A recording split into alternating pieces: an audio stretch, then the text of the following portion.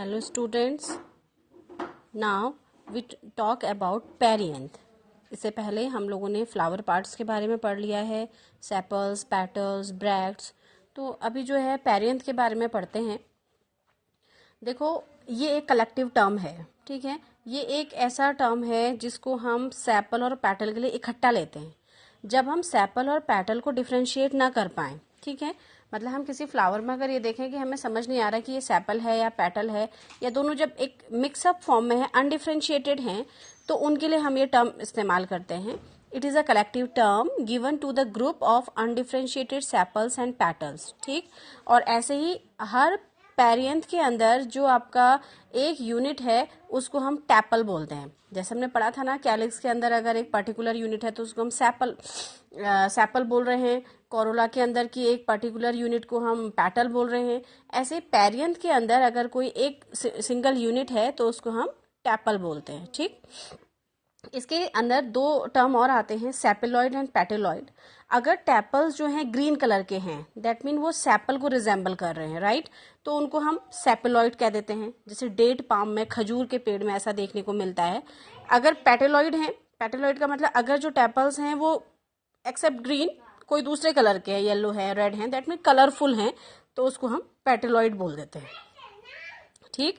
जब क्या हो रहा है, जो आपके टैपल्स हैं वो एक्सेप्ट ग्रीन किसी भी कलर के हों, बस ग्रीन नहीं होने चाहिए। अगर ग्रीन है तो फिर उसको हम सेपेलॉइड बोलेंगे, और अगर ग्रीन से के अलावा कोई भी कलर है तो उसको हम पेटेलॉइड बोलते हैं, ठीक। अब जो है, अब हम डिस्कस करते हैं एंड्रोसियम के बारे में। ये मेल रिप्रोडक्टिव पार्ट है फ्लावर का। अ ग्रुप ऑफ स्टेमेन और a male reproductive organ present in a flower is called androecium.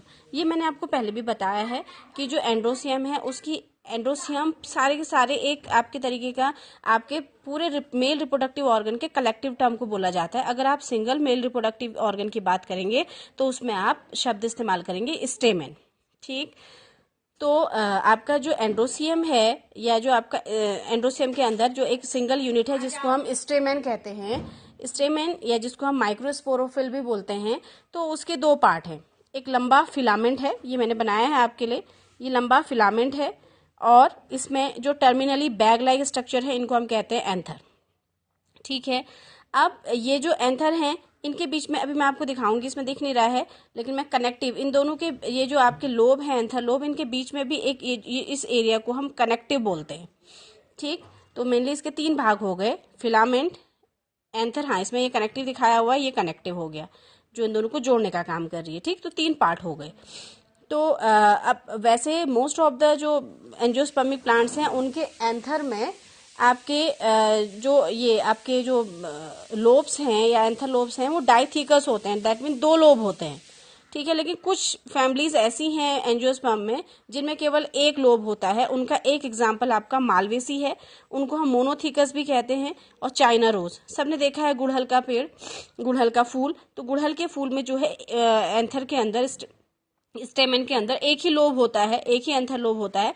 Malvaceae family का मेंबर है, ठीक। चाइना रोज तो वो एक एक्सेप्शन है। अदरवाइज अगर आप मोस्ट ऑफ द एंजियोस्पर्म की बात करेंगे तो उनमें जो आपका एंथर लोब्स होते हैं वो दो मिलते हैं, ठीक। लेकिन कुछ फैमिलीज ऐसी हैं जिनमें एक ही सिंगल लोब भी होता है, तो उसको हम मोनोथिकस कहते हैं, और उसका एग्जाम्पल है चाइना रोज, ठीक।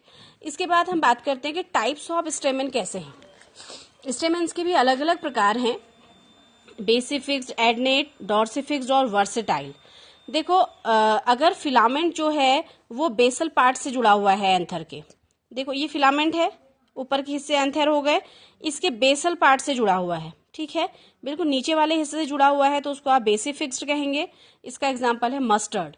तो सरसों में जो है बेसिफिक्स टाइप का स्टेमेन देखने को मिलता है। आप देख सकते हैं सरसों हमारे यहाँ लोकल में होती भी है, उसके अगर आप स्टेमेन को निकाल के देखेंगे तो आपको इस तरीके का आपको उसका स्टेमेन दिखाई देगा। इसके बाद है adnate. Filament runs through the connective. इसमें देख रहे होंगे आप, ये देखो फिलामेंट जो है कनेक्टिव के साथ ऊपर की तरफ रन कर गया। एंथर लोब दोनों अलग अलग हैं, पूरा फिलामेंट जो है कनेक्टिव के साथ ही ऊपर की तरफ बढ़ रहा है। इसका एग्जाम्पल है रेननकुलस। अगला है डॉर्सिफिक्स्ड। देखो डॉर्सिफिक्स्ड में देखो जो फिलामेंट है वो एंथर के बेस से जुड़ा हुआ है। ये एंथर है, ये एंथर के बेस के साथ ये जुड़ा हुआ है, ठीक है, बस बेस के साथ जुड़ गया है यहाँ पे, बाकी एंथर जो है अलग अलग उसमें है।